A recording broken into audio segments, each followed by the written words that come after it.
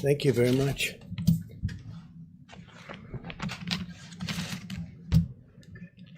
Today we continue to send our love to the great people of New York and New Jersey. We support them fully. We grieve alongside every family who has lost a precious loved one. New Yorkers are tough and strong and brave. New Jerseyites are tough and strong and brave, and they're being hit very hard right now. And for the next week, hopefully not much longer than that, it's going to start to go in the other direction. Our country is being hit hard, but some areas have done so incredibly well. We're so proud of them.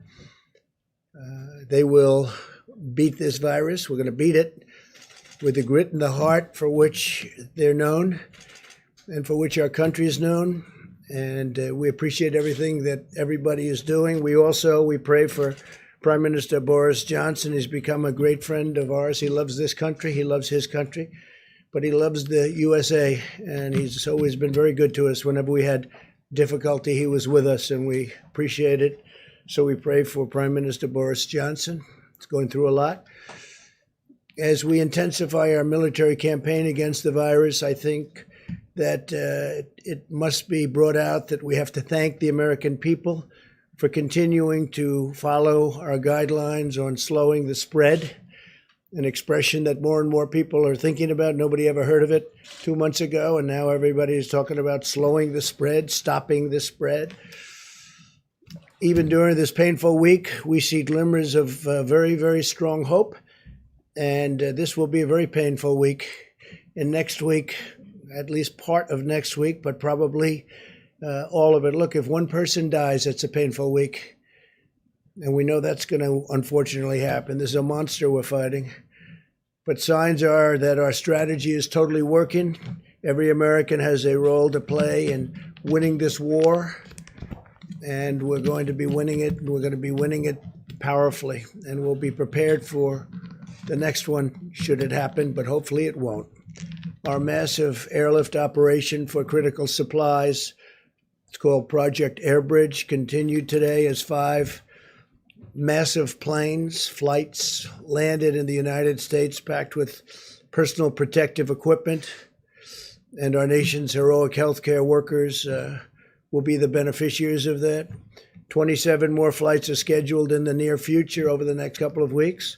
The Army Corps of Engineers is constructing facilities that will support more than 15,000 hospital beds to treat patients in need. So they're building now approximately 15,000. They just completed the big one in New York. They just completed and are in the process of continuing in Chicago and many other places. They're incredible. The Army Corps of Engineers, we owe them a lot.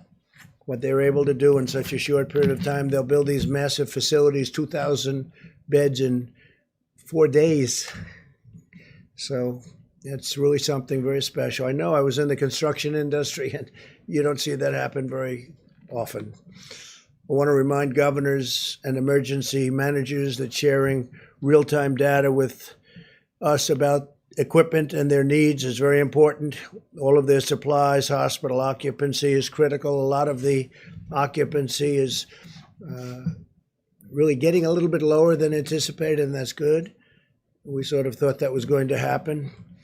And we're getting along very well with the governors. This whole situation with respect to talking to us about equipment and equipment needs, giving us a little bit of lead time, so important. All the supplies, we're getting it to everybody like they never thought possible, but we'll ensure that we can rapidly deploy federal assets where and when they're needed, especially on ventilators. We're actually getting some ventilators back. As you know, the state of California was great. They sent some back, which they won't need, and Washington State likewise. And we have some others coming back, so we're using them in areas we need them. We are pressing forward aggressively on the scientific frontier of the medical war. The companies I've spoke to, the 4 leading, I call them the genius companies, they're doing incredibly well with respect to cures and also with respect to a vaccine that's going to protect us, totally protect us. And they have some great potential. It's going to take a little while yet, but they have some great potential, some great early results. And the governor's been working hard, and we are working hard with the governors. There's been great coordination, especially over the last little while. We're giving them a lot of equipment, a lot of ventilators, but a lot of equipment of all types. And I will protect you if your governor fails. If you have a governor that's failing, we're going to protect you. But the governors are working well with us over the last period of time. Today, in our stockpile of ventilators, and again, we need the stockpile so we can immediately move them from place to place wherever the monster hits. It's a monster.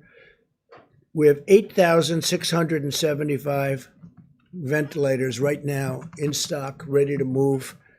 And we have all sorts of incredible soldiers. Our military is going to move them should they be needed in, as an example, if we need additional in New York or the New York City area. You have state, you have city, and spoke to Mayor de Blasio, and we really have a great, well-coordinated campaign with Mayor de Blasio. It's been really good.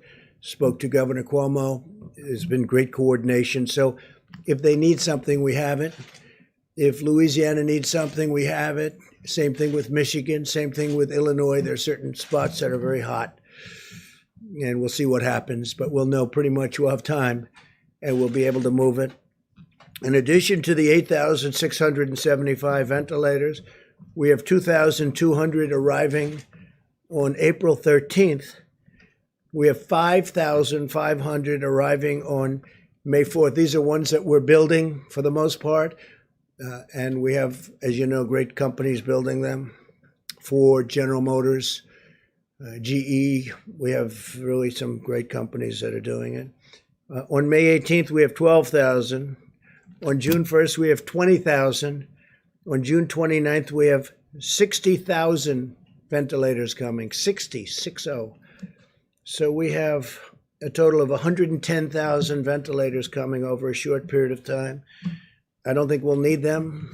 Hopefully we won't need them. I don't think we'll need anywhere near them. But we'll have them for the future, and we'll also be able to help other countries who are desperate for ventilators. The UK called today, and they wanted to know would it be possible to get 200, and we're going to work it out. We got to work it out. They've been great partners, United Kingdom, and we're going to work it out for them. So they wanted 200. They needed them desperately. We now have 10 drugs in active trials, with 15 more soon to follow, as well as 2 vaccine candidates in active clinical trials. We'll do whatever it takes to secure needed medical supplies and bring more production of essential medicines back to our shores. We're doing that. We're bringing them back to our shores. A lot of these companies, they went a little bit haywire. They went away from this great country, and they had them produced elsewhere. So we're going to start bringing them back. I've been talking about that for a long time, not only with medical, but lots of other things. America continues to perform more tests than any other nation in the world, and I think that's probably why we have more cases. Because when you look at some of these very large countries, I know for a fact that they have far more cases than we do, but they don't report them. We've performed 1.87 million tests to date, so that's 1,870,000 million tests. Think of that, 1,870,000 tests to date. And now we're performing them at a level that nobody's ever seen before. As we announced yesterday, CVS testing sites in Georgia and Rhode Island will be using Abbott Labs rapid 5-minute tests. We're down to now 5 minutes. It's a 5-minute test so that people can get their results back very quickly. And we're actively engaging on the problem of increased impacts. This is a real problem, and it's showing up very strongly in our data on the African American community. And we're doing everything in our power to address this challenge. It's a tremendous challenge. It's terrible. And provide support to African American citizens of this country who are going through a lot, but it's been disproportional. They're getting hit very, very hard. In fact, we have Tony here. I'd like to maybe have you come up and address that one, and then I'll continue. But if you could address that, it would be great, Tony, please. Yes, thank you, Mr. President. We have a particularly difficult problem of an exacerbation of a health disparity.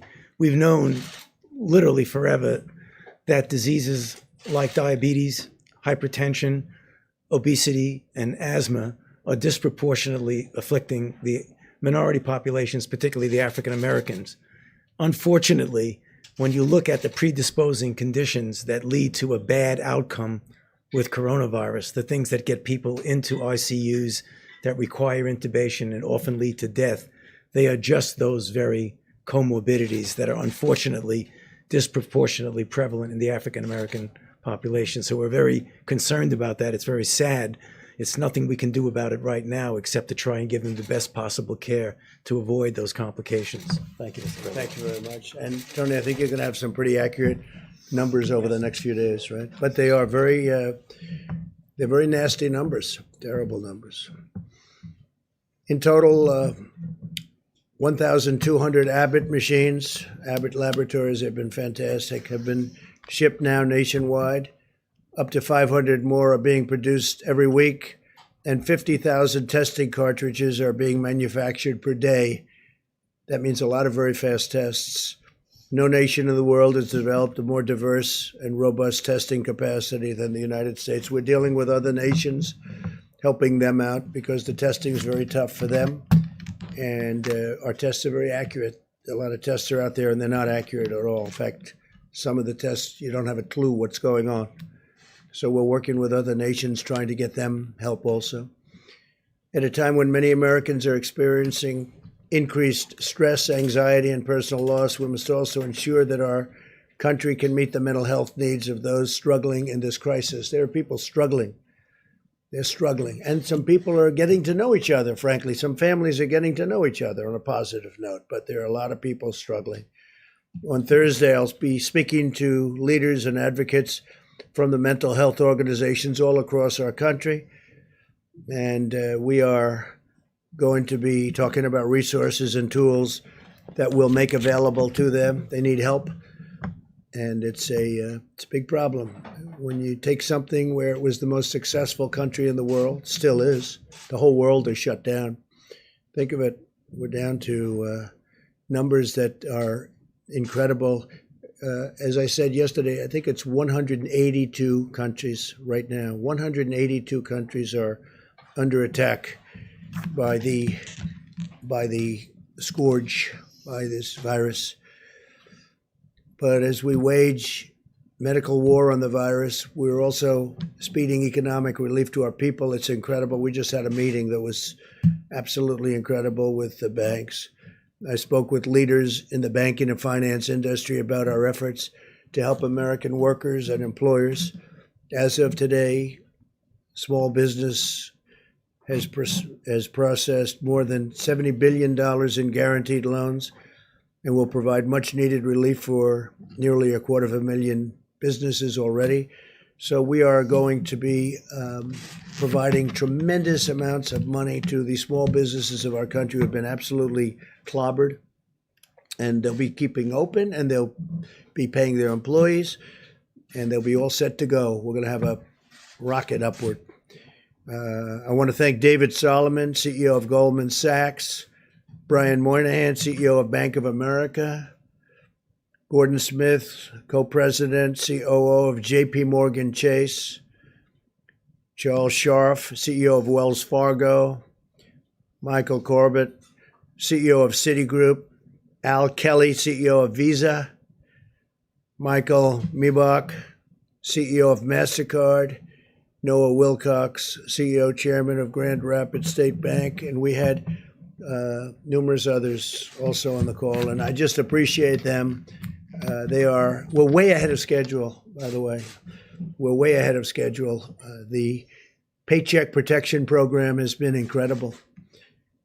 So based on the incredible success of the program, I'm announcing that I'll be asking Congress to provide an additional $250 billion for the Paycheck Protection, which will help keep Americans employed to facilitate a quick and full recovery. We're doing very well We're looking very bipartisan. A lot of people want to do it, and the plan is amazing. You know, they're processing hundreds of thousands of loans, and this is the big banks that are doing it, the community banks. But the biggest banks right now in our country are doing it, and they're doing it for a lot of reasons. One of them is they want to help people. The WHO, that's the World Health Organization, receives vast amounts of money from the United States, and we pay for a majority, a biggest portion of their money. And they actually criticized and disagreed with my travel ban at the time I did it. And they were wrong. They've been wrong about a lot of things. And they had a lot of information early, and they didn't want to, they seem to be very China-centric. And we have to look into that. So we're going to look into it. We give a majority of the money that they get. And it's much more than the $58 million is a small portion of what they've gotten over the years. Sometimes they get much more than that. Sometimes it's for programs that they're doing, and it's much bigger numbers. And if the programs are good, that's great as far as we're concerned. But we want to look into it. World Health Organization, because they really are, they called it wrong. They called it wrong. They missed the call. They could have called it months earlier. They would have known. And they should have known, and they probably did know. So we'll be looking into that very carefully. And we're going to put a hold on money spent to the WHO. We're going to put a very powerful hold on it, and we're going to see. It's a great thing if it works, but when they call every shot wrong, that's no good. We're in the midst of a great national struggle, one that requires the shared sacrifice of all Americans. In recent weeks, it's been remarkable to see so many companies and organizations and individuals, like the banks that I just told you about, biggest banks in the world. They stepped up to help small business. They're big business, small business. The small business will someday be the big business.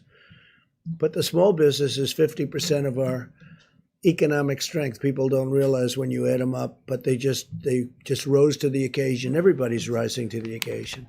It's been incredible to watch. To honor and celebrate the extraordinary examples of patriotism and citizenship we're seeing, I'm asking Americans to use the hashtag America Works Together when sharing stories of how we're all working together, getting through this ordeal in a fashion that nobody would have ever thought possible. It's been incredible, and that's why the numbers are so far much better. We want to keep it that way. If you look at the original projections, if we did nothing, it would be disastrous. If we decided to do something, we closed it down, had no choice. It was a good move. That was a good move.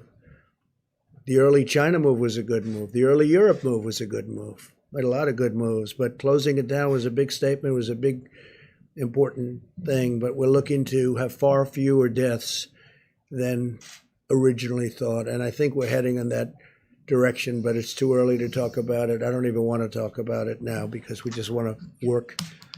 And I think that people are doing an incredible job.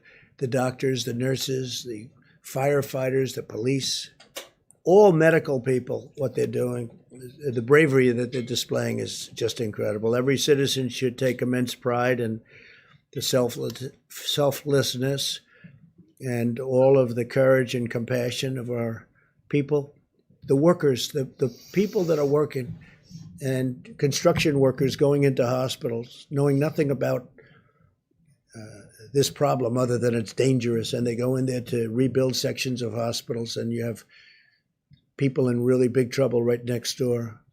They know nothing about it. All they know is they're going to get it done. They're going to fix that wing so they can have more people in there. It's incredible. But this is a national spirit that won our independence and settled the frontier and explored the horizons of space, and that's what we're doing. I mean, this is all new territory. It unlocked the miracles of science, and we're doing that. I wish you could have heard the calls I had yesterday with these great companies that come up with cures to diseases, and the success they've had over the last 15 years is really amazing. So I just want to thank all of them. They're working very hard. They're working with UK right now, and the UK doctors, hopefully helping with their great prime minister. But these people are really tremendous signs of success are staring us right in the face. I think we're going to have something that's going to be great in terms of vaccines and in terms of everything else that they're doing. Just helping, really helping us, helping the people of our country and helping ultimately the people of the world. So I want to thank you all for being here. I will take some questions and then I'm going to give it over to the Vice President, and they're going to go into great detail onto what we're doing and all of the successful supplies and medical equipment that we're getting. All of the ventilators, I've said it, but you can go over it in more detail if you'd like, but we're taking in and building thousands and thousands of ventilators, and they're very high quality. I said, you got to go for the quality, and these are quality companies doing it. So, because there is a big difference between a good ventilator and a not so good ventilator, Tony, right? We've seen that. And big difference. So we're going top of the line. Steve, please. The acting Navy Secretary submitted his resignation today, Motley. Why did that become necessary, and what role did you have in this, sir? Well, I had no role in it. I've heard, I don't know him, but I've heard he was a very good man. And it was the whole thing was a very unfortunate. The captain should not have written a letter. He didn't have to be Ernest Hemingway. He made a mistake, but he had a bad day. And I hate seeing bad things happen. Man made a mistake. But, you shouldn't be writing letters, and you're in the military. You're the captain of a great ship, and you shouldn't be writing letters and sending them to many people. And then it gets out to the media. And, the question is, how did it get out to the media? So there's a lot of bad things happen there. And I had heard he did because he didn't want to cause any disturbance for our country. So that was because he wouldn't have had to resign. I would not have asked him. I don't know him. I didn't speak to him.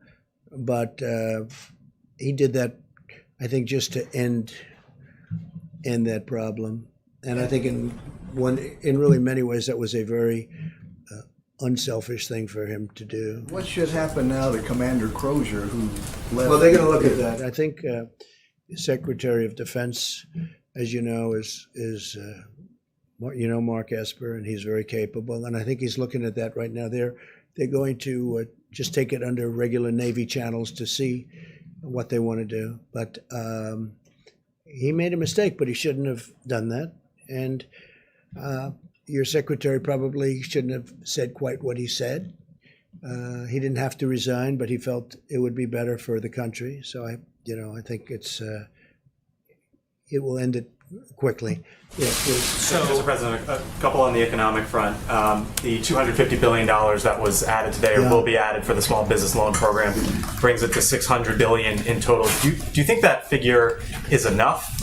Might there need to be more down the line? When you see hundreds of thousands of applications, don't forget they're for $3,000, for $7,000. Some for a couple of million. I guess one of the banks said a couple of million. So they're for different, very varying amounts of money. And there's a limit on the top, and then there's really no limit on the bottom as to what it might be. But it's really popular. It's hundreds of thousands of applications. They really like it. What I like is it keeps these companies together, these little companies. Just like we're going to help the airlines and the big companies, we're going to help the little companies. And the banks are running. Nobody's equipped to do a thing like that, but the banks are equipped. So the banks are doing it. Big banks, small banks. We have many banks, community banks.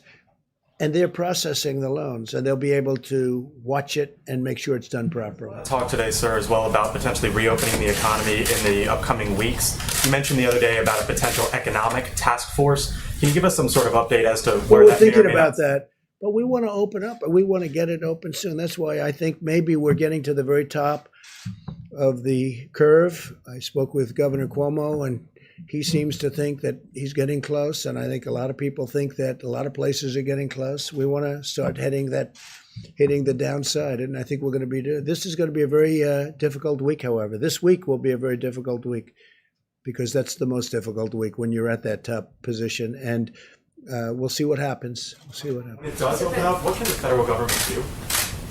Well, the federal government has done a lot, and it's going to do a lot. I really think that with the stimulus, we can be maybe even beyond. We're going to do perhaps infrastructure, which you wouldn't have gotten approved before, and now people are looking to do it. And the beauty is we're paying zero interest, or very close to zero interest. In some cases, we're paying actually zero, have no interest charge. And the dollar is very strong, and people are investing in the dollar. They want, the fact that we have the strong currency. We have the currency. Our currency is everything. And other companies, other countries want to be in our currency. So we're getting all of the investment wanting to come into the dollar. The dollar is the strength. The dollar is the whole ballgame. We have a strong dollar. Other currencies are going down, way, way down in some cases. You look at other countries, I won't mention them, but other countries are going down 22%, 25%, 28%. And it's very hard for them. That makes it much more difficult. With us, our currency is relatively now stronger than it ever was, or it was over the last few years relative to other countries. It's always relative to other countries, but our currency is very strong. So therefore, people want to invest. If we do a bond issue to do infrastructure, everybody wants a piece of that issue, even at zero interest. Yeah, please. Did you see these memos that reportedly Peter Navarro wrote back in January? When did you see them, and how does these memos sort of square with what you've often said that nobody could have predicted this? It sounds like he was predicting it. I didn't see him, but I heard he wrote some memos talking about pandemic. I didn't see him. I didn't look for him either. But that was about the same time as I felt that we should do it. That was about the same time that I closed it down. I asked him about it just a little while ago because I read something about a memo. I said, "Did you do a memo?" I didn't see it. I didn't ask him to show it to me. He said, "Yes, I talked about the possibility of a pandemic." Nobody said it's going to happen, but there is a possibility. There always has been a possibility, but people wouldn't talk about it. But it was right about the time that I closed it down. And interestingly, the World Health Organization was not in favor of us closing it down. And if we didn't close it down, we would have lost hundreds of thousands more lives. So we did a good thing. Yeah.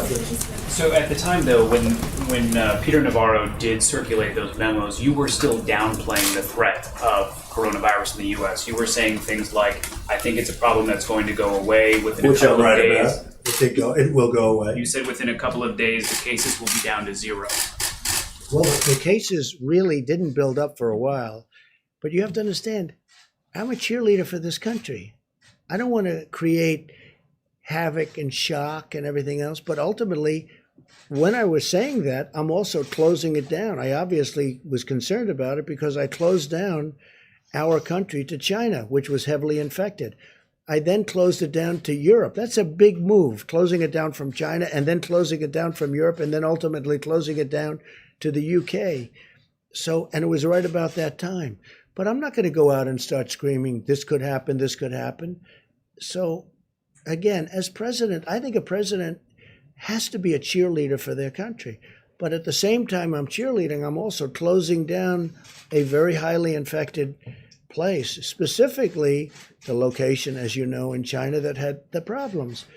And we're closing it down, but we close it down to all of China, then we close it down to all of Europe. Those were big moves, and it was right about that time. Sir, just a quick follow-up, Mr. President. Did you just Mr. learn President? about this today? Say it? You learned about the memo today? I read about it maybe a day ago, 2 days ago. Do you feel like someone among your staff or Peter Navarro himself should have told you about the memo earlier? No. It was a recommendation. It was a feeling that he had. I think he told certain people in the staff, but it didn't matter. I didn't see it, but I did. I closed it down. I don't remember it even being discussed. We had a meeting where there were a lot of people. Most people felt they should not close it down, that we shouldn't close down to China, but I felt we had to do it. And that was at almost the exact same time as the memo. If you had read the memo at the time, how would that have changed the steps you took or the I statements don't think it that would you have changed made? because I did. I basically did what the memo said, and the memo was, the memo was pretty good memo from the standpoint that he took, I guess. I didn't see it yet. He was saying that the U.S. warning that the U.S. could lose trillions of dollars and millions of lives. Well, you're not going to lose millions of lives, but you'll lose plenty of money. But I couldn't have done it any better because it was about the same time, and I closed it down to China. And just lastly, so you maintain confidence in him, in Peter Navarro? Of course I maintain confidence. He wrote a memo, and he was right. And I haven't seen the memo. I'll see it later on after this. But it didn't matter whether I saw it or not because I I acted on my own. I guess I had the same instincts as Peter. Peter's a smart guy, and he's a good guy, and he's done a wonderful job. But he wrote a memo, and I guess he talked to various people about it. But ultimately, I did what the memo, more or less what the memo said, just about the time the memo came out. I closed it down. I took a lot of heat. The World, Health Organization was very much against. They didn't like it. They actually put out statements about it. In all fairness to Joe Biden, he called me xenophobic. Like, I don't like China. I like China. I like the Chinese people are phenomenal people. So I was called xenophobic. I was called racist. How could I do a thing like this? Now, since then, Joe said that he was wrong, and he said that I was right. But I closed it down, and I was called names by some of the morning show hosts who don't have a clue what they're talking about. They're not smart people. And I was called all sorts of names when I closed it down to China. Now they try and hide that, the tape of them saying terrible things. But that was a great decision. If I didn't do that, we would have had hundreds of thousands more people dying. Yeah, please. You talked a lot about the WHO, and I was wondering, Dr. Fauci had discussed them earlier, so if I could ask you a question about... Well, he respects the WHO, and I think that's good, and he's worked with them for a long time. But they did give us some pretty bad play calling. They've also, I think, given lots of countries in the world accurate coronavirus testing that's been central to your guys' data modeling. And so that I don't know. I can only say that with regard to us, they're taking a lot of heat because they didn't want the borders closed. They called it wrong. They really called, I would say, every aspect of it wrong. So until the funding freeze I'm not happy about it. Look, we fund it. Take a look. I mean, go through step by step. They said there's no big deal, there's no big problem, there's no nothing. And then ultimately, when I closed it down, they actually said that I made a mistake in closing it down, and it turned out to be right. But at the time, they did that. So we're just going to take a look at it. We fund it, and they seem to be. I said recently in social media, I said they seem to be very China-centric.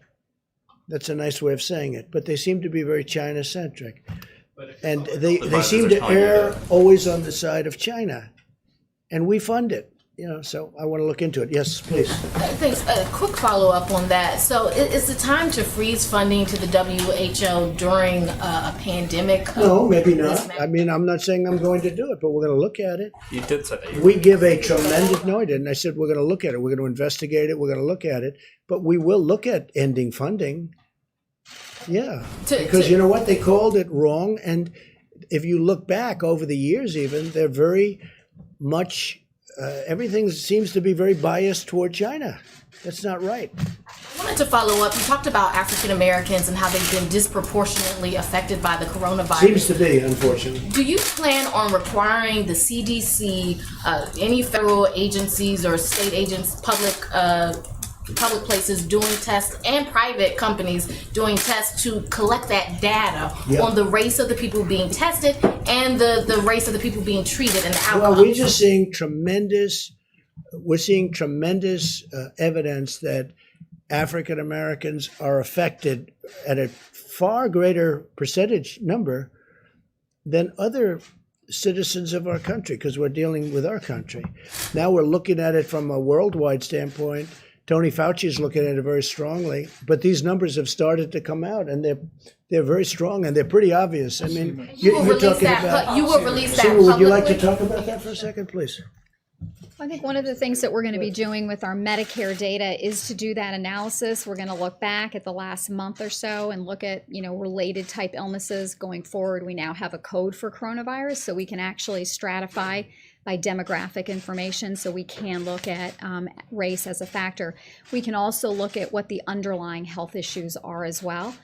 So we'll be providing that data very shortly, but we will be doing that analysis. We're working on that very hard. This is something that's come up over the last, I hadn't heard this, and then over the last few days, this has come up more and more. And I don't mean by a little bit, I mean many times. It's a real thing. Now, we want to find cures, we want to find therapeutics, we want to find vaccines, because that will solve everybody's problem.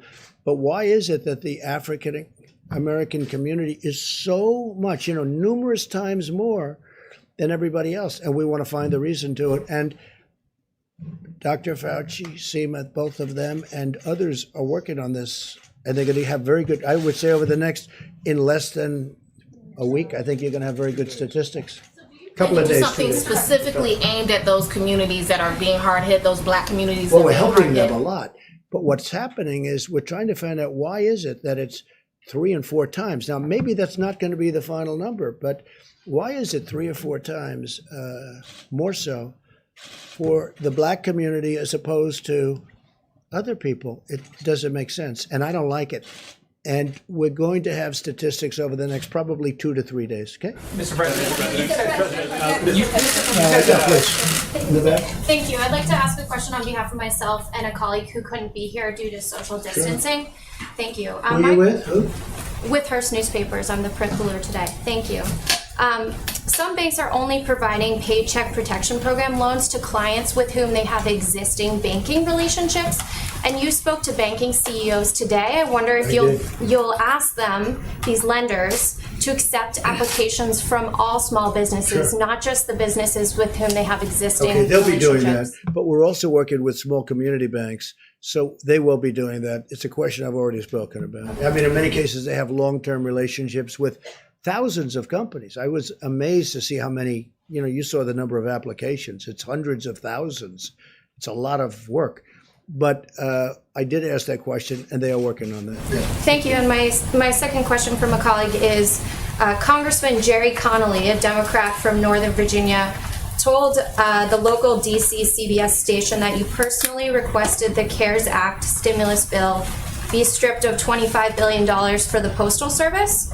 Connolly claims that unless the USPS gets that $25 billion, the agency will be run out of money by June. He accuses you of hastening the demise of the Postal Service. Could you respond to that, please? I'm the reason the Postal Service has lost billions of dollars every year for many, many years. I'm the demise. This is the new one.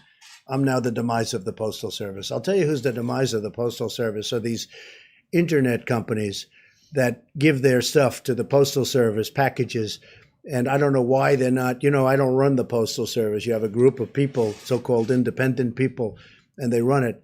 But these packages are, they lose money every time they deliver a package for Amazon or these other internet companies, these other companies that deliver. They drop everything in the post office. They say, you deliver it. And if they'd raise the prices by actually a lot, then you'd find out that the post office could make money or break even. But they don't do that. And I'm trying to figure out why.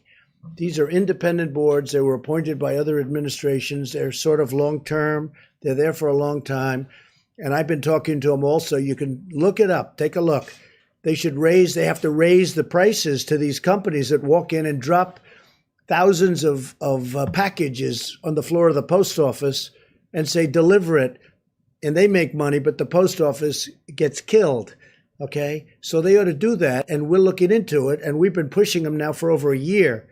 And you know that because you've seen the stories. I'm pushing them. It's not fair for them to these great, wonderful modern companies. They walk into our old post office with all these routes that could never be built. You could never build them. They go into areas that you could never do. And they say, here, deliver this. And they lose a lot of money per package. And they have to raise their prices. But this Postal Commission doesn't do it. Now, we just got a chance to appoint a couple of people onto the commission, as I understand it. And that's good. But they have to raise their prices. Otherwise, they're just going to lose a lot of money. And tell your Democrat friend that he ought to focus on that. Because if he focused on that, he could truly save the post office. Post office has been losing billions of dollars a year for many, many years. And have him take a look at that, because that's the way to solve the problem. Thank you so much, Mr. President. Thank you so much. Mr. President, you say this week will be very painful, very difficult, but a few weeks ago you say this was just like a flu. What have you learned? I didn't say 2 weeks ago it was a flu. The question is, Mr. President, what Excuse have me. you learned that Ready? you could offer as an advice to foreign leaders who still are skeptical about this pandemic and who are against social distancing? What is your advice? What have you learned? I said it was just like a flu. So the worst pandemic we ever had in this world was a flu. And it was called, you know that, it was in 1917, 1918. and anywhere from 50 to 100 million people died. That was a flu. Okay, so you could say that I said it was a flu, or you could say the flu is nothing to sneeze at. Then what can you offer as an advice to foreign leaders who are skeptical about this pandemic and who are against social distancing? Well, I think there aren't too many of them. If you look throughout the world, and everyone, just about everyone that has practiced that is now closing up. Well, the UK was an example. Now, they talk about Sweden, but Sweden is suffering very gravely. You know that, right? Sweden did that. The herd, they call it the herd. Sweden's suffering very, very badly. It's a way of doing it, but everybody has been watching everybody else. And so far, almost every country has done it the way we've done it. We've chosen to do it. If we didn't do it that way, we would have lost hundreds of thousands of more people. Okay. Mr. President, there's voting going on today in Wisconsin. There are reports of thousands of people waiting in hours-long lines as they've had to weigh their own personal health and their civic responsibility. Do you think that the Supreme Court was right in its decision that voting should go forward and the absentee extension should not take place? Look, the Supreme Court, of course they were right, because what the Democrats wanted, and you know what this happened. I supported a man named Justice Kelly, who's Daniel Kelly, highly respected justice. And I supported him just the other day, social media. I know of him. He's just a fantastic justice. And I endorsed him. And as soon as I endorsed him, they wanted to move the election. They didn't want to move the election. As soon as I endorsed him, the Wisconsin Democrats say, oh, let's move the election to 2 months later. They didn't mind having the election until I endorsed him, which is very interesting. And now they talk about, oh, safety, safety. Well, it was 15 minutes after I put out an endorsement that they said we have to move the election. They didn't want to move the election before that. The other thing they wanted to do, which is crazy, at the end of the election, they wanted to have 1 week for proxies to come in or mail ballots. Now, mail ballots, they cheat, okay? People cheat. Mail ballots are a very dangerous thing for this country because they're cheaters. They go and collect them. They're fraudulent in many cases. You got to vote. And they should have voter ID, by the way. You want to really do it right. You have voter ID. But the Democrats, and this was turned over in the Supreme Court yesterday, I give great credit to the court, they actually didn't want to have an election day. They wanted to have election day, and then a week after election day, you choose all these ballots come in, these mailed ballots come in. The mailed ballots are corrupt, in my opinion, and they collect them, and they get people to go in and sign them, and then they're forgeries in many cases. It's a horrible thing. And so what happened is, the Democrats in Wisconsin, they had no problem with the election being today until I endorsed the Republican candidate, Justice Kelly, Daniel Kelly. And as soon as I endorsed him, they went crazy. They went crazy. And you know that's true. And now all of a sudden, because go back 2 weeks, go back 2 days, they didn't want to move the election. They were having the election. They were fine because they thought they were going to win the election. Then I endorsed him, and all of a sudden they think they're not. Now I understand there are lines that go back a long way. I hope they're going to vote for Justice Kelly. Okay. Mr. President, do you think that Americans with millions of pills of hydroxychloroquine donated, is there a plan or system in place to track the potential side effects? Well, you saw the representative. Serious harm. So is there a plan to track the side effects? The side effects are the least of it. You have people dying all over the place. And generally, the side effects are really with the Z-Pack, having to do with the heart. The Z-Pack, that's the antibiotic, not with the hydroxychloroquine. So a woman last night, I watched her on one of the shows, good show, Laura, and she was... she thought she was dead.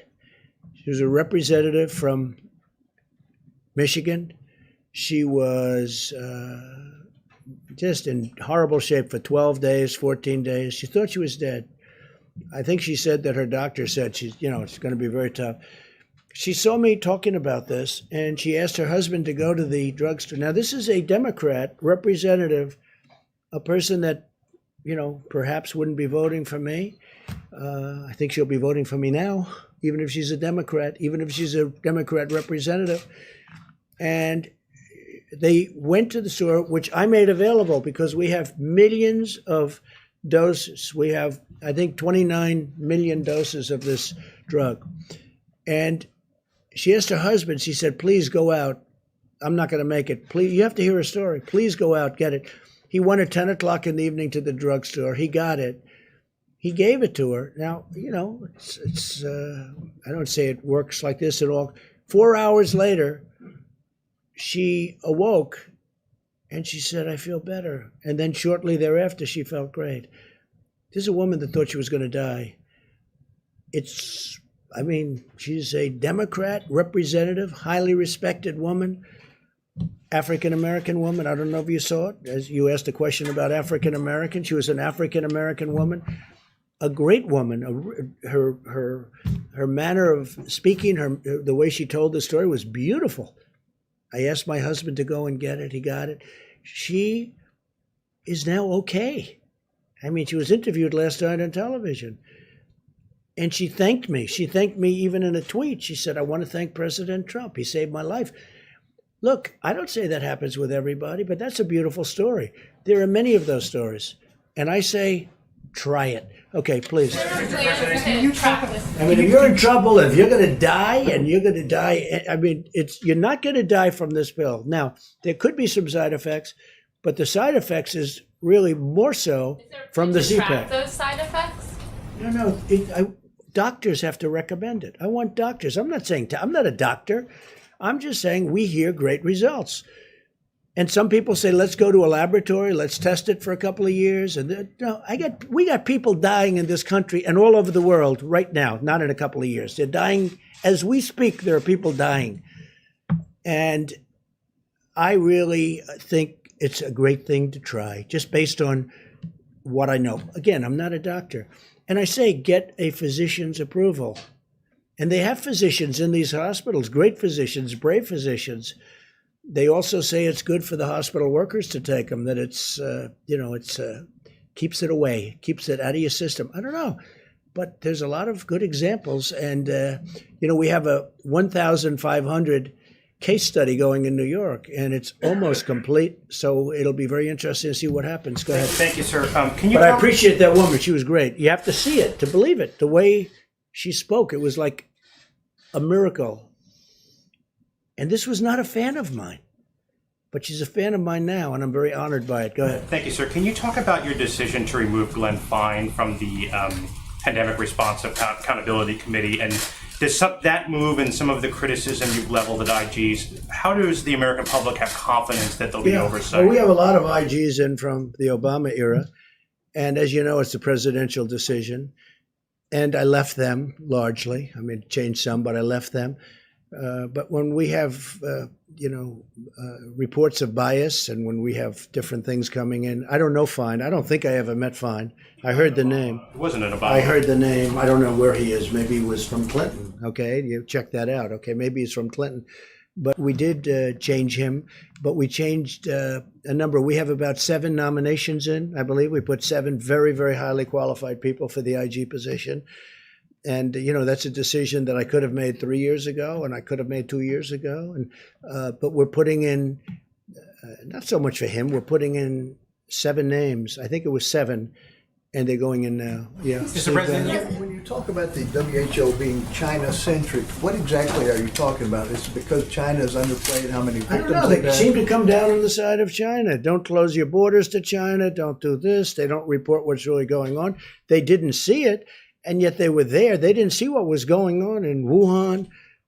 They didn't see it. How do you not see it? They didn't see it. They didn't report it. If they did see it, they must have seen it, but they didn't report it. Please, go ahead. Mr. President, just turning back to the voting in Wisconsin and those long lines, who will be responsible and who should be held responsible if people get sick after they voted? Look, all I did was endorse a candidate. I don't know anything about their lines. I don't know anything about their voting. I love the state. But you also encouraged I people to won get out the and vote state today as well. Will you take some of the responsibility if some of those I people won the get sick? state, which is rare for a Republican to do, but I won the state of Wisconsin. I'm going to win it again because we've been great to the people of Wisconsin, as you know, with our policies, and they like me and I like them. But all I did was endorse a candidate that's highly qualified, very respected person. And all hell broke loose as soon as I did that. And then all of a sudden they want to change. Before I endorsed them, they didn't want to change this voting area. There was no problem with the Democrats voting until I endorsed the candidate. Then they said, let's move it 2 months. Let's move it 3 months later. Safety, safety, safety, right? All of a sudden they want safety. Well, before I did the endorsement, they didn't talk about safety. It was fine for months. For months, it was fine. It was always going to be. And now I endorse and they want safety. So, you know, that sounds... Thank you. Just to follow up on that, how does the election, them holding this election in Wisconsin line up with the social distancing recommendations that have come from your Well, there administration? you have to ask the people that you have a Democrat in Wisconsin as governor. Ask him. That's his problem. Okay, he should be doing it. Again, some governors fail, and I won't let them fail because when they fail, I'll help. But that's run by Democrats right now. Okay, it's run by Democrats. You had a great Republican. Is it possible to socially distance when you're voting? You're going to have crowds. You have to speak to the governor. What you should do is call the governor of Wisconsin and ask him that question. But also ask him, how come it was okay to do this until I endorsed the candidate? And as soon as I endorsed him, these lines are formed, and I hear, Mike, the lines are through the roof. So, you know, hopefully they're going to vote for the right candidate. Yeah, please. Mr. President, can I just check in on oil again today? I was wondering if... Oil? Yeah. Where is it today? Well, I was wondering if you... No, where's the price? Give me the price. I'm not sure, to be honest. How can you ask a question when you don't know the price? I'll look it up for you. Okay, let me do somebody else then. Go ahead. So you were highly critical of mail-in voting, mail-in ballots for voting. I think mail-in a few minutes voting ago, is but horrible. you voted by It's mail corrupt. in Florida's election last month, didn't you? Sure, I could vote by mail for that. How do you reconcile Because I'm that? allowed to. Well, that's called out of state. You know why I voted? Because I happen to be in the White House and I won't be able to go to Florida to vote. But let me just say, mailing within well, there's a state or big mailing difference outside the between state? somebody that's out of state and does a ballot and everything sealed, certified, and everything else. You see what you have to do with the certifications. And you get thousands and thousands of people sitting in somebody's living room signing ballots all over the place. No, I think that mail-in voting is a terrible thing. I think if you vote, you should go. And even the concept of early voting is not the greatest because a lot of things happen. But it's okay. But you should go and you should vote. I think you should go and you should vote. You look at what they do, where they grab thousands of mail-in ballots and they dump it. I'll tell you what, and I don't have to tell you, you can look at the statistics. There's a lot of dishonesty going along with mail-in voting, mail-in ballots. You've encouraged state officials to buy their own medical equipment, but federal officials are kind of swooping in and scooping up those orders. How are you ensuring that it's being distributed fairly? And well, we're getting great prices on equipment. We're getting great prices on equipment, and we're helping the states. And the governors are very thankful. Mike Pence had a call yesterday with every governor was on the call, and it was like a love fest. They're very happy. I don't know if they tell that to the press. Some of them don't. Some of them will never say good to the press, but they know we've done a great job. Not a good job, a great job. Are you saying it's not happening? Because state officials are widely No, saying I think sometimes it does. And what we say is, let us know, and we will immediately drop out of the bidding. Let us know, and we do that, and we drop out. Sometimes we tell them to drop out because we've got a good price. And then we'll deliver it to them. How do you ensure it's Yeah, go ahead, behind, please. Go yes, ahead. thank you, Mr. President. No, not you. In front, please. Some states have had trouble with getting accurate death counts, particularly because of lack of testing or no uniform. Did you see death counts? Yes, because of lack of testing and no uniform system to put that into. When you say death counts, I think they're pretty accurate on the death count. Somebody dies, I think the states have been pretty accurate. There's no testing. That's a big deal, what you're just saying. No, the death counts, I think they're very, very accurate. I do say this, I think if you look at China and if you look at some of these very large countries, when you talk about cases, number of cases, I would be willing to bet they have more cases than we do, but they don't do the testing like we do. But you look at, you look at some of these certain countries, and I would be willing to bet a lot that they have more cases. But we're more accurate, and our testing is done very accurately, and we've got a good process. Did you have one? Yes, please. Mr. President, yeah. you have been very consistently supportive of a payroll relief tax. A what, payroll? Payroll relief. Now, I know you're still busy trying to implement phase 3, but as we move towards phase 4, are there still obstacles to that? Because that would put money in American pockets, like consistently. Yeah, you're right. I would love to see a payroll, good questions. I would love to see a payroll tax cut.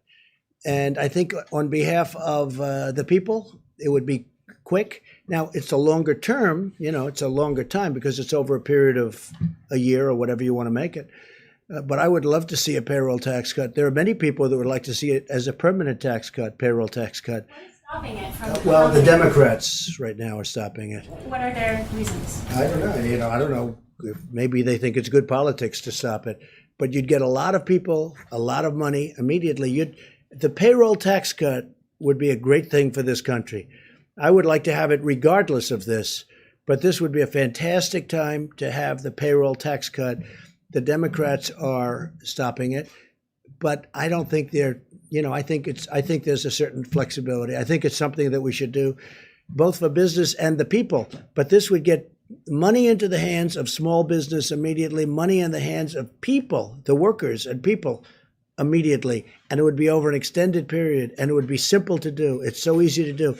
It's a great tax cut, and I'd love you to speak to the Democrats and let's get it done. So I'm going to give this now to Vice President Pence, and they're going to go over some very good statistics with everybody. And we'll have a couple of answers on that because we're working very hard on the African American community with respect to what's going on, because it's not good. I don't like it. And we're going to have some very good statistics, Tony, I think, over the next couple of days. So thank you all very much. Thank you.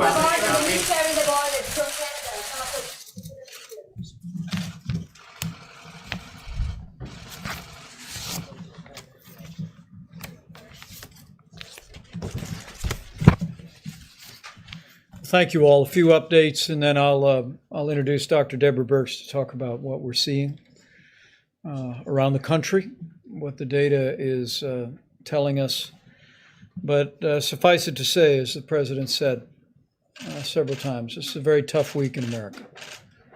And our hearts go out to all of the families that have lost loved ones to the coronavirus. But I know I speak for the entire White House coronavirus task force when I say our hearts are with the people of the greater New York City area today. As we stand here today, in the midst of heartbreaking numbers of losses in New York City, I also want to assure the American people that there's reason for hope.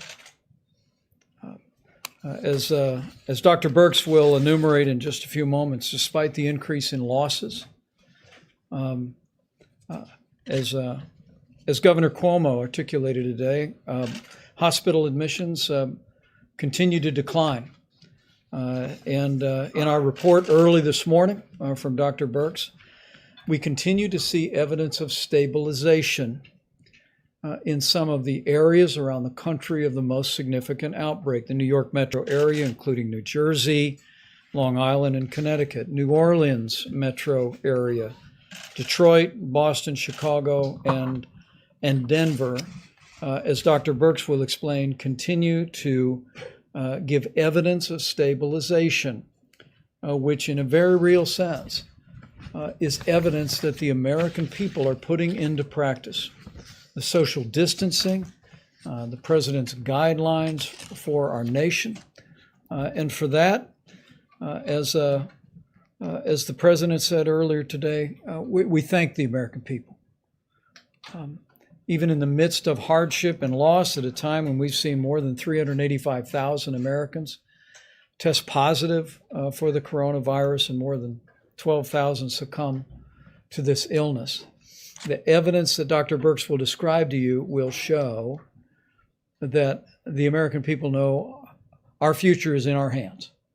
And so as I begin, allow me just simply to continue to urge every American to put into practice the guidance you're receiving from your state and local authorities. Take it to heart, take it seriously, share it with your family and your friends, and know that you're making a difference, America, because you truly are. Today, for my part, I spoke to over 500 small business owners in a conference call, and there I heard about their enthusiasm for the Paycheck Protection Program. And that call took place before the President had the Secretary of Treasury indicate our interest in acquiring another $250 billion for that program. As of this morning, more than $60 billion in forgivable loans that would cover 2 months of paychecks at small businesses had already been distributed, and the number is going to grow literally by the day. We also had a very productive call today with some other American heroes.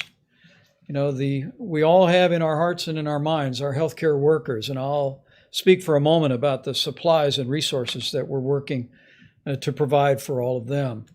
But right below our healthcare workers are all the people that are working in critical infrastructure around the country, and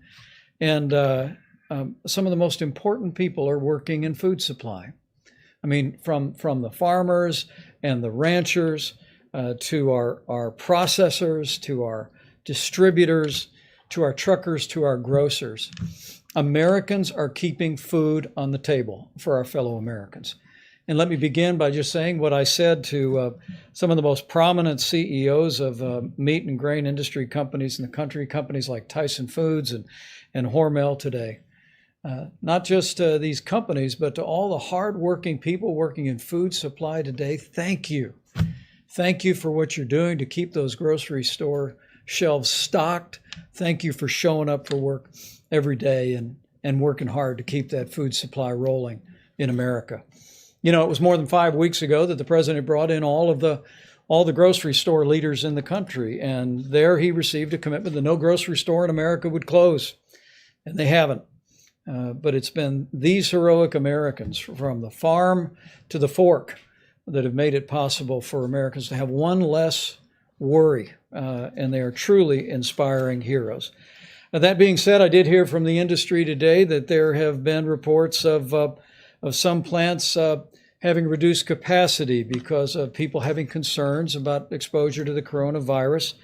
In fact, over the last several days, there's been some incidents of worker absenteeism, and some plants have actually been forced to close temporarily. And so on behalf of the president, on behalf of our entire team, and on behalf of a grateful nation, let me just say to all of you that are working in the food industry at every level across the country, just understand that you are vital. You are giving a great service to the people of the United States of America. And we need you to continue as a part of what we call our critical infrastructure to show up and do your job, and know that we're going to continue to work tirelessly in working with all of your companies to make sure that that workplace is safe. With that being said, let me talk about the other heroes that we always mention at this podium today, that Dr. Birx and Dr. Fauci invariably mention, and that's our healthcare workers. At the president's direction, we've been working tirelessly, literally around the clock, to identify resources around the country and around the world to make sure our healthcare workers have the support that they need. With some 51 major disaster declarations, most recently Minnesota being approved, states have stood up 27,000 National Guard, but personnel-wise, before the end of business today, there will be more than 3,000 Department of Defense and Health and Human Service medical personnel on the ground in the greater New York City area. And those people will be redeployed once that region of the country moves through the coronavirus epidemic in that area. And we salute those extraordinary patriotic Americans for stepping forward to bring real relief to our healthcare workers. With regard to equipment, Admiral Polovchek reported to the task force throughout the course of the day today that we have continued to distribute ventilators across the country. We're sending additional ventilators from the Strategic National Stockpile. Maryland will receive 50 ventilators. Delaware will receive 50 ventilators. And that will leave more than 8,400 ventilators still in the national stockpile. One correction from yesterday, after our press briefing yesterday, FEMA made a different decision with regard to what the state of California generously made available. And the ventilators, some 500 ventilators that we again want to thank Governor Gavin Newsom and the people of California for donating to our nation's efforts.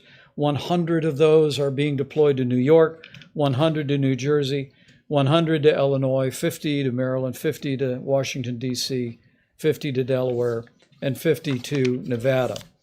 With regard to the remainder of what we call personal protective equipment, again, we've been literally leaving no stone unturned anywhere in the country, anywhere around the world. And as Admiral Polovchak described just a couple of days ago, we've established not just an air bridge, but a control tower system modeled after military logistics out of FEMA.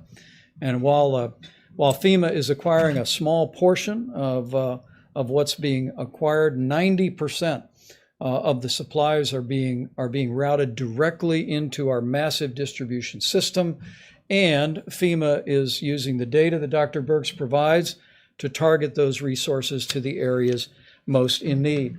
I asked them to break out a few details about resources that just in the last 5 days have been distributed. And I hope it's an encouragement to healthcare workers all across these regions and around the country about the efforts that are being made to make sure they have what they need. You can see the New York metro area, including New Jersey, just in the last 5 days, more than 6 million N95 masks, more than 6 million surgical masks. When Governor Cuomo and I last spoke, he told me there was a real challenge for medical gowns in the New York City area and in New Jersey as well. And 2.8 million gowns were distributed to that region as well. Going next to New Orleans, where again, while we see some encouragement, challenges remain in that community. Some 837,000 N95 masks for healthcare workers, 165 surgical masks, other items including almost 6 million gloves have been distributed. Detroit continues to be a real focal point. We're working closely with Governor Gretchen Whitmer as well as Mayor Mike Duggan to meet the needs of healthcare workers in Detroit. Just in the last 5 days, 1.6 million N95 masks have been routed into the healthcare system in Detroit, nearly 700,000 surgical masks, and 24 million gloves, just as a portion of what's displayed. And in the Chicago metro area, which we continue to focus on each and every day, more than 1.7 million N95 masks have been routed into their healthcare system, 900,000 surgical masks, 25 million gloves. I share these details in the hopes that healthcare workers looking on will be encouraged. At the President's direction, we are making every effort to make sure you have the resources you need to do your job, to do it safely, and to go home safe to your family, even while you provide that extraordinary and courageous care that our healthcare workers are providing literally around the clock in the midst of the coronavirus challenge. The last slide is just the cumulative numbers that we have distributed, and I'm happy in a few moments to answer any questions about that. Again, the system that we have in place is one that is essentially infusing our major distribution networks with millions of items, and then FEMA is directing on a day-by-day and oftentimes hour-by-hour basis where those resources are most needed. And we'll continue to do that as the coronavirus makes its way through these communities and through communities that are very much on our watch list today. And let me just lastly say that, again, I want to thank the American people for stepping up and doing your part. We continue to be overwhelmed with one story after another, where people are doing social distancing, where people are looking after one another, where they're checking in with a phone call to an elderly friend, a family member, to make sure they're okay. I mean, we are on the front end of 30 days to slow the spread.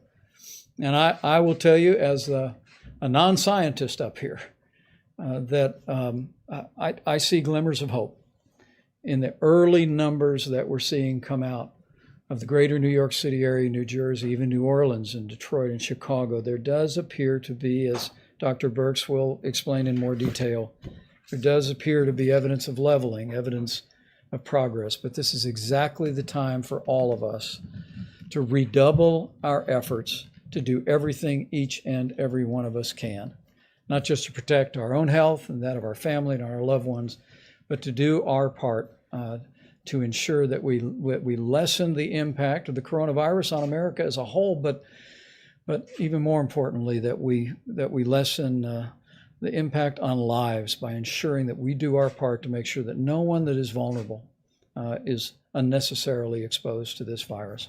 With that, let me yield to Dr. Birx and then Seema Verma and Dr. Fauci, and we'll take all your questions. Thank you, Mr. Vice President. So hopefully you can see from those numbers that we've taken a data-detailed approach, really bringing the power of granular data to the supply chain and moving supplies based on really what you would call burden of disease and need. If I could just start out by not just going to the numbers at the beginning, but really talking to the community of health advocates, to the community that works on the social determinants of disease and the communities of the historic Black colleges and universities. We really need to improve messaging, and I'm asking them to help us increase the messaging around this. We don't want to give the impression that the African American community is more susceptible to the virus. We don't have any data that suggests that. What our data suggest is they're more susceptible to more difficult and severe disease and poorer outcomes. And we really need to make sure that every household is aware of what it's going to take to protect the individuals in that household that have pre-existing conditions. We could call on the indigenous nations, the real tribal leaders, to also be working very closely to protect the elders of their communities. We know this is more difficult in multi-generational households, and it's really going to call for really unbelievable attention to details of hand washing and protecting others from each other, particularly if you don't feel well. This is really a call to action to the communities to make sure that we get messages appropriately out there so that everyone understands what it's going to take for us all to protect one another. And we know it can be done because we can see these changes. I wanted to go through the numbers at a high level so you understand why particularly these supplies went to these areas to begin with. We talk about attack rates or the cases per population. So in the New York, as a state, they have 7 cases per 1,000.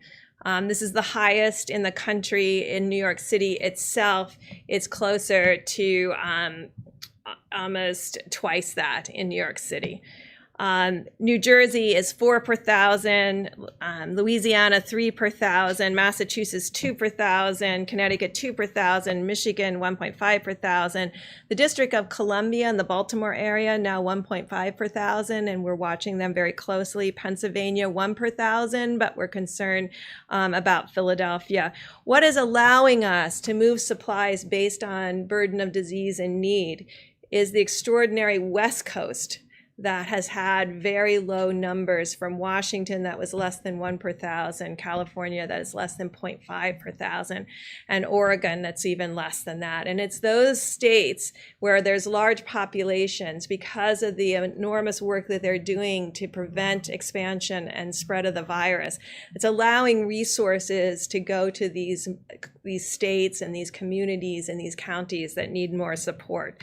And so this kind of data analysis is allowing us to make very intelligent decisions about need, but also really understanding what's happening across the country in the development of the curves, as you have heard about. And so we do see, and I know you heard me caution that over the weekend, sometimes there's decreased case reporting. And so there were increases in a series of communities on Monday. We're seeing that stabilize again. And when you look over 3 days, you're starting to see that we may be actually in a series of communities outside of New York and New Jersey and Connecticut, creating a much flatter graph a much flatter curve. So you saw New York and the increase, and then you saw, we're hoping, as Governor Cuomo and the mayor has described, that they're getting to a steady state where the next outcome is going down. But we see across the country, in Detroit, in Chicago, some real, not this extreme going to 7 cases per 1,000, but really staying in the more 2 cases per 1,000 and a different curve parameter then. And it really shows the amazing, amazing activity of every American in those cities to really ensure that there's social distancing, and really importantly, to ensure there's less socialization between households, and really ensuring that the household really remains independent and protected, and not really at this moment going out into the community or socializing anywhere but a virtual way on computers, by Zoom, by FaceTime. And I think we can really see that in the data, and it's really given us great heart. I want to finish by really talking to my laboratory directors, because you're extraordinary and you've done an amazing amount of testing. Those nearly 2 million tests that we're getting to, those were all done in the last 2 to 3 weeks. But we do have excess capacity. So if all the lab directors could look in their laboratories, if they have an Abbott M2000, if they could get that up and running, we could double the number of tests that we're doing per day. That is a high throughput. The machines are throughout the United States. There's hundreds of them. Right now, about 80% of them are idle. We're going to have a call with the laboratory directors of these laboratories to really ensure this is an automated, robotic situation that they can run. There's over 1 million tests sitting, test kits sitting, ready to be run. We have 5 platforms of tests. This is one of our really high volume platforms, like Roche, and we're really calling on them to really increase that capacity so that we can do not only increased diagnostic testing, which I think we're doing quite well right now, but also increasing the ability to do more healthcare workers, first responders, community testing, and surveillance. And then finally, you will see, and you've heard about it happening in the UK and other places, there's a series of antibody tests out there that have not been validated. We're working right now very closely with a series of companies that know how to make these tests, that have made these tests for us for decades, for HIV, for a rapid test. They're working on that technology to bring that quality of test, which is in the 90+% sensitivity and specificity, to the American people for antibody tests.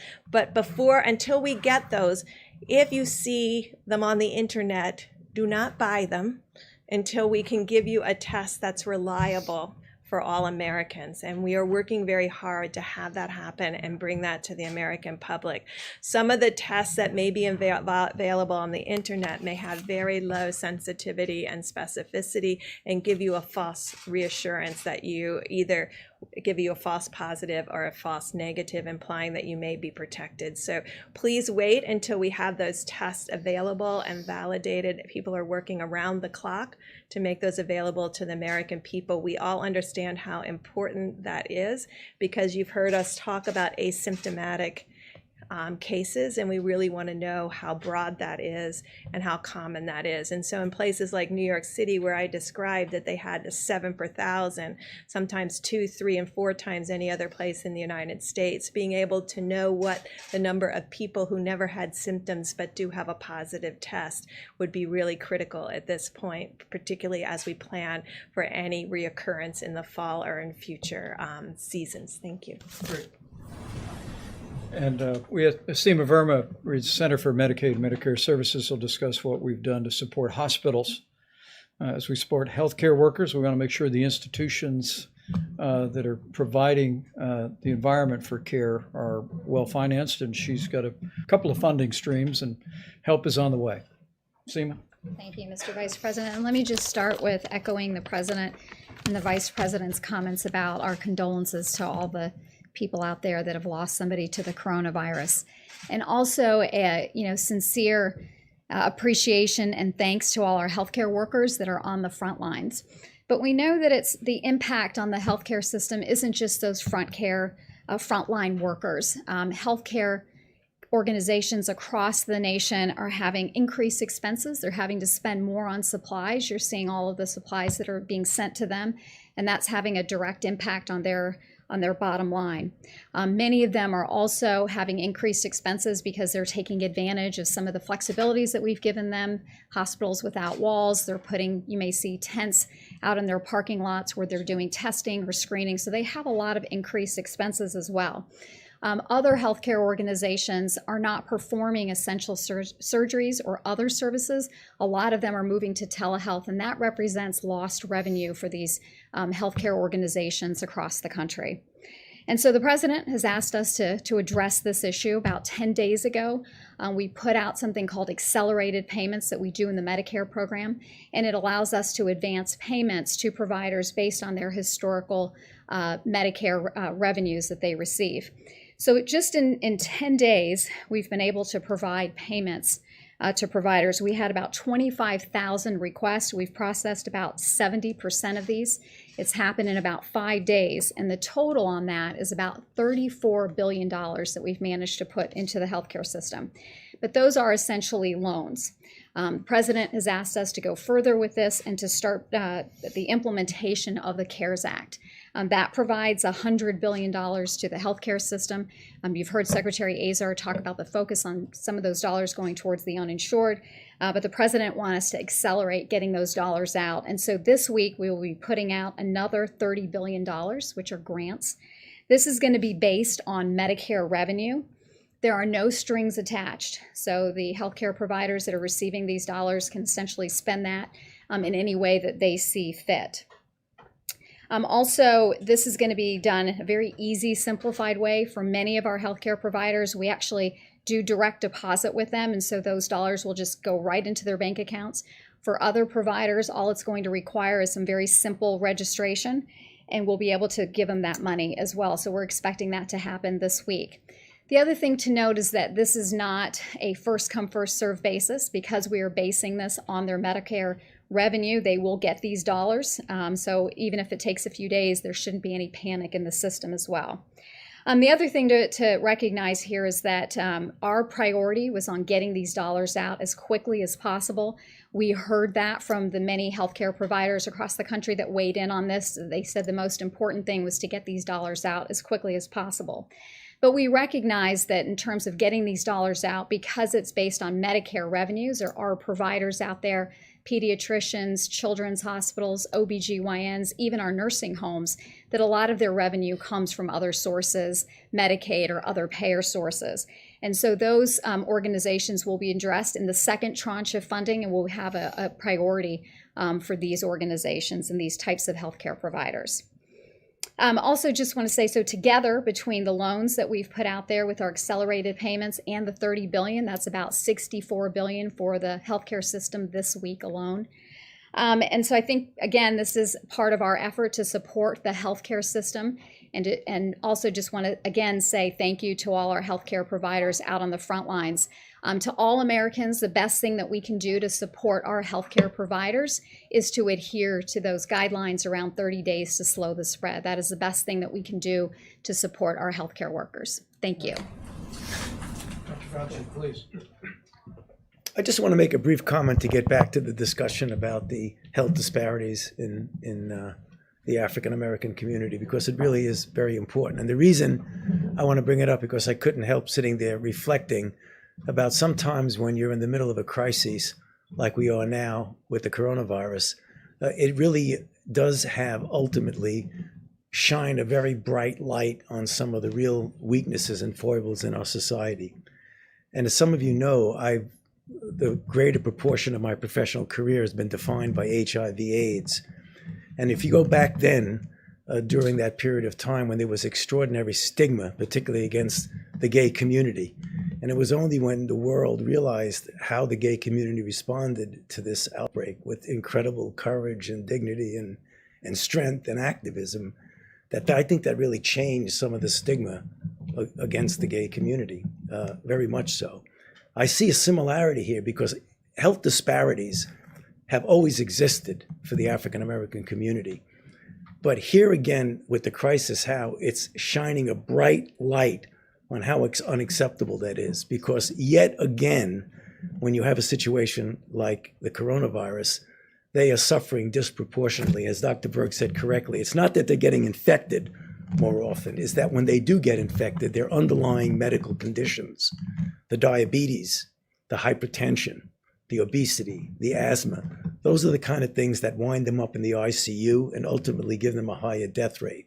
So when all this is over, and as we've said, it will end, we will get over coronavirus, but there will still be health disparities, which we really do need to address in the African American community. Thanks.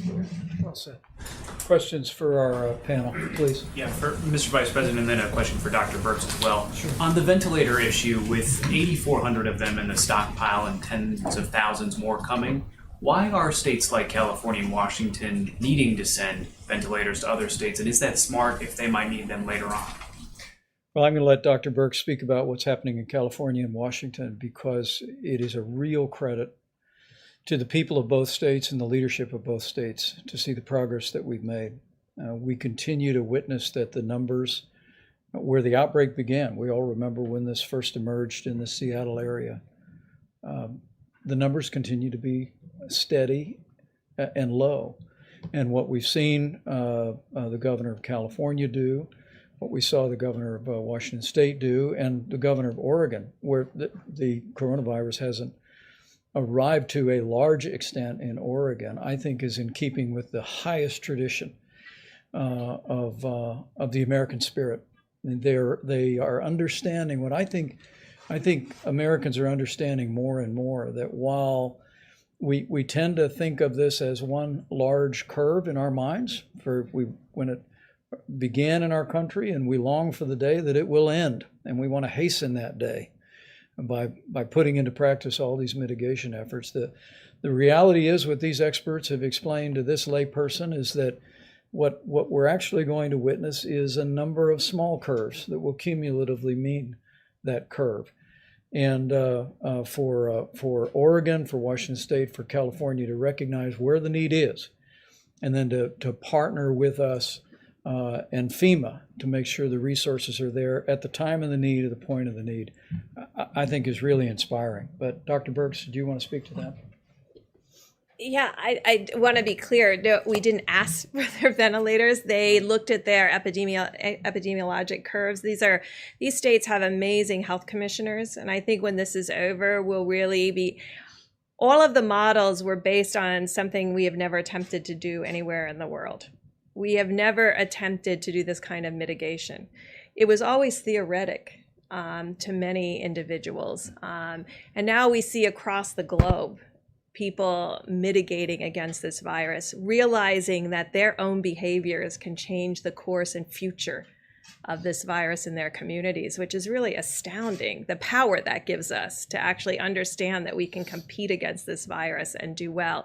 And so I think their governors and their health commissioners looked at their curves, looked at their hospitals, looked at their ICU, and looked at their needs, and then decided that they didn't need those at this time and wanted to make it available for other states that were in more of that 2 per 1,000, 3 per 1,000, 4 per 1,000, and 7 per 1,000. And I think we'll learn a lot from other states and other communities to really understand how to do this better next time. And I think this is what will teach us, because we've never attempted anything like this, at least in my lifetime, where we've had, these 30 days to stop the spread. I mean, we've not ever put out information like that.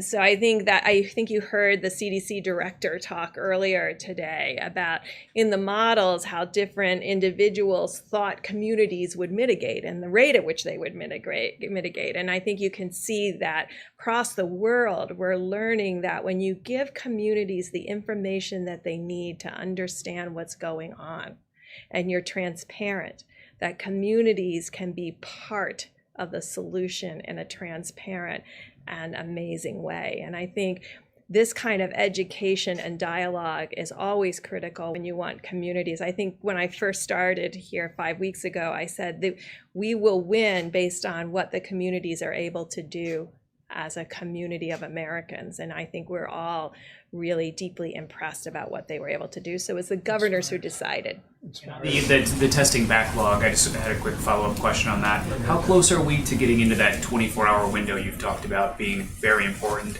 And then what is the status of the self-swab test?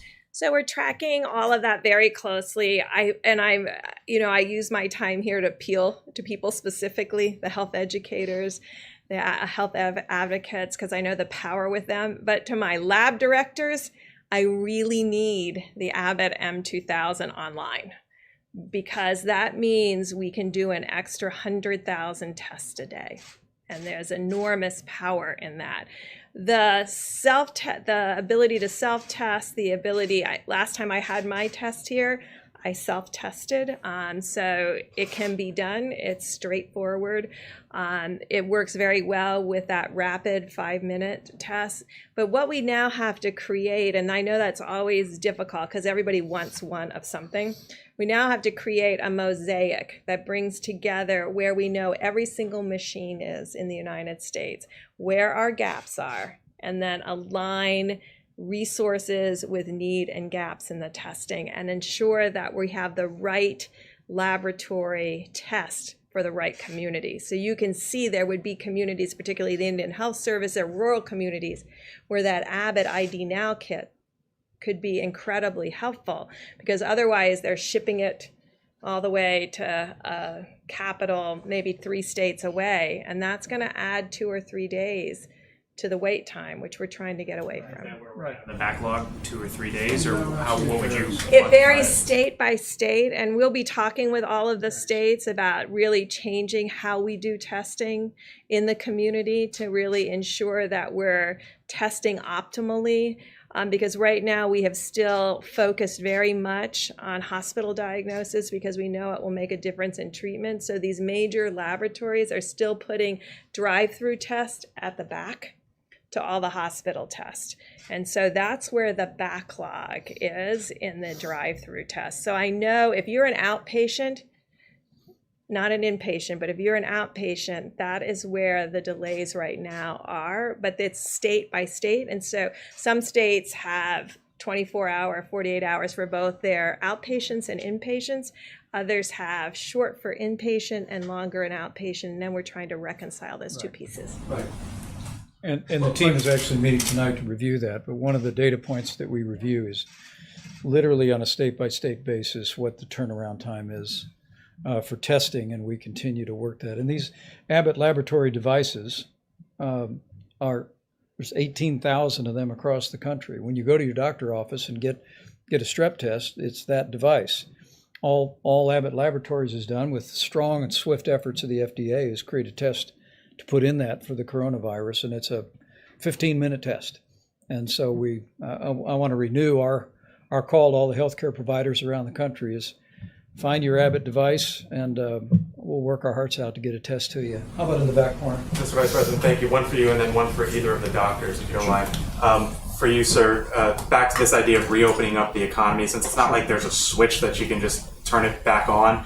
How does the administration envision this happening? Is it guidance from the White House and you hope the governors follow it? Are you going to put it in the governor's hands or the mayor's hands? How do you envision all of that working together? Well, the one thing I can assure you is that the president's decision in that regard is going to be informed by what the data shows, and about decisions about when we can responsibly reopen America and put America back to work. I can tell you the CDC will have new guidance tomorrow that the CDC will be publishing for people who were in proximity to an individual that tested positive for coronavirus but have no symptoms. And CDC will be publishing new guidance about how those individuals and the circumstances under which they might be able to return back to work using some facial protection and monitoring their temperature, but we'll detail that for you. But what we're going to be doing over the weeks ahead is, while we focus every day at the point of the need, as the president said many times, our first mission is to save lives. And that means to slow the spread, bend the curve, to continue to engage the American people, which they are admirably doing to continue to put all the social distancing into practice. But there is a dual track that the president has already initiated. Some of the best minds here at the White House are beginning to think about what recommendations will look like that we give to businesses, that we give to states. But it'll all, I promise you, be informed on putting the health and well-being of the American people first. Dr. Burks? Either for Dr. Burks or for Dr. Fauci. Or do either of you want to take that? Or Go ahead. secondly, as a lot of parents are sitting home with their kids, and they've been home with their kids for weeks now, and they're wondering, maybe resigned to the fact that maybe their kids aren't going back to school this year, but are looking ahead. What do you think summer camp holds, and what do you think the start of next school year holds? If you look down the line, do you think those start on time? Do you think school next year starts on time? Can I say a word on behalf of teachers since I'm married to one? There you go. My wife was all day yesterday at the elementary school she teaches at, loading up about 500 bins of art supplies for kids. And she's just one of millions of teachers across this country who find themselves having to distance teach kids. And I'm proud of Karen, but relatedly, I'm proud of every teacher in this country. Secretary of Education was here not long ago talking about our efforts to expand distance learning resources, even in K through 12. To all the teachers who are out there, we just want to say thank you. Thank you for what you're doing, for continuing learning, even in this challenging time. And to all of the kids, just because you're home doesn't mean you don't have to do your schoolwork. Keep it up. Anticipate children being back in classes in August. What I will tell you is I'll yield to the health experts, but that'll be part of what we're looking at in terms of guidance going forward, whether it be summer school or whether it be returning to school next fall. But the most important thing we can do is put this epidemic behind us as quickly as possible.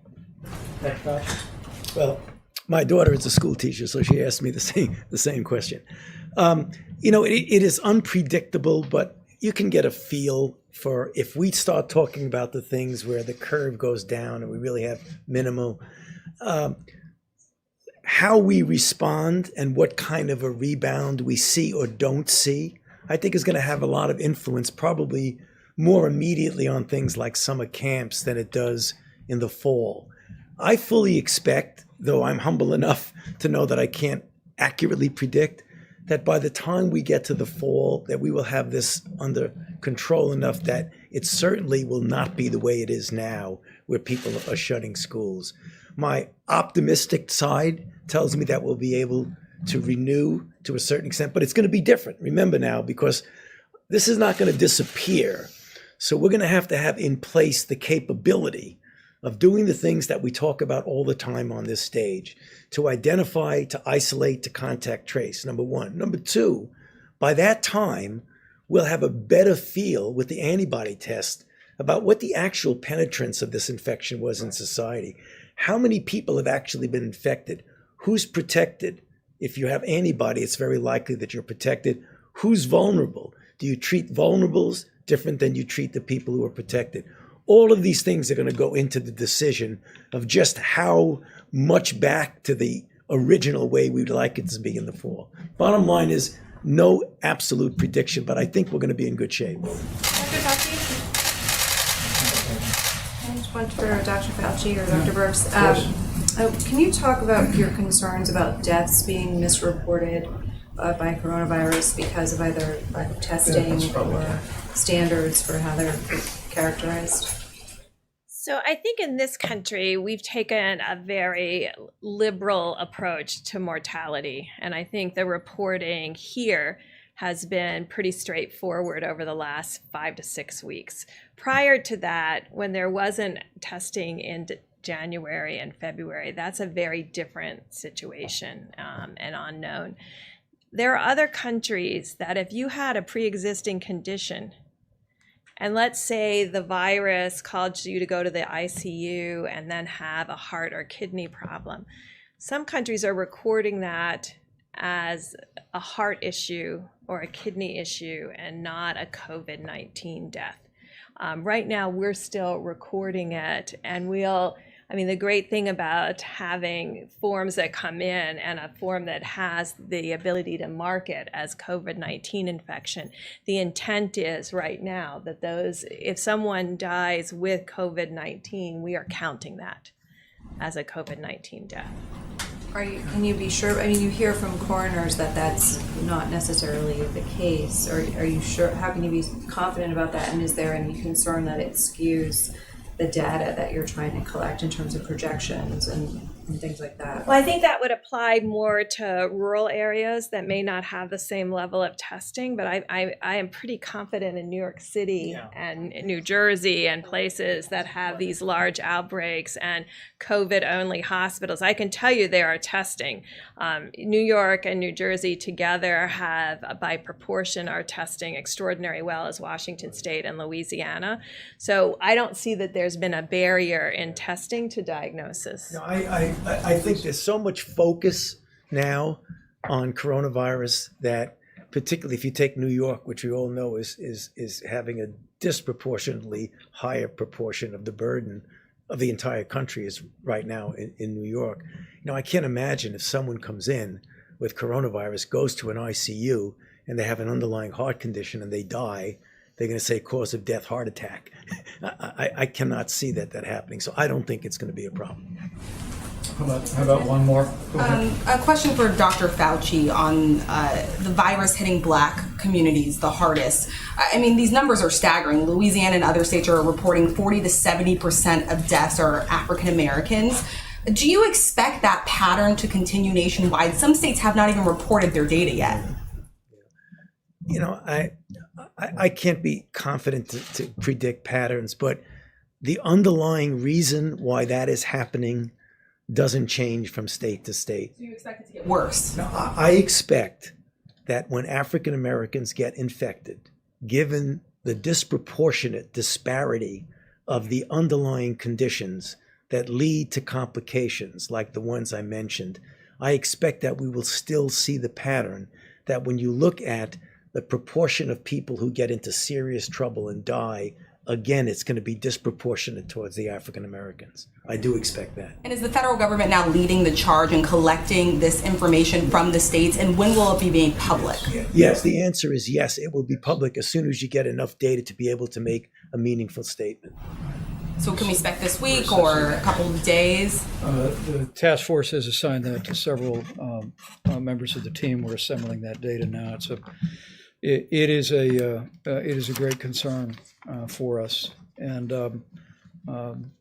but it's probably a good reminder that we have to be especially careful around people with serious underlying health conditions.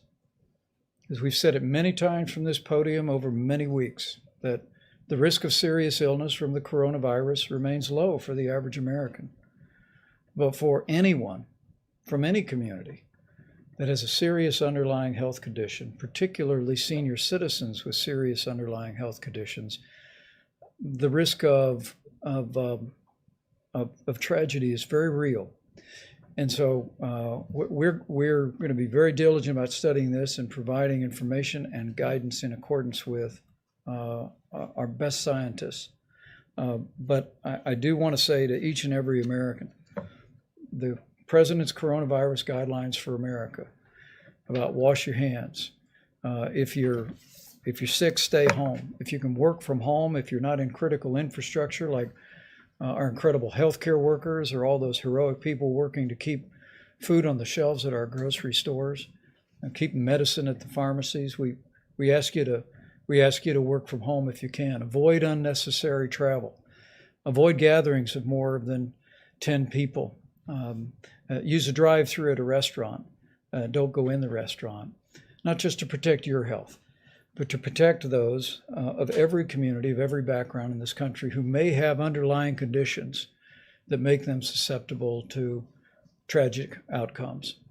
That's how we can all do our part to slow the spread and to protect our most vulnerable. And the American people are doing it. And as we continue to do that, we will hasten the day that we put the coronavirus in the past and we reopen America and put America back to work. Thank you all. We'll see you tomorrow.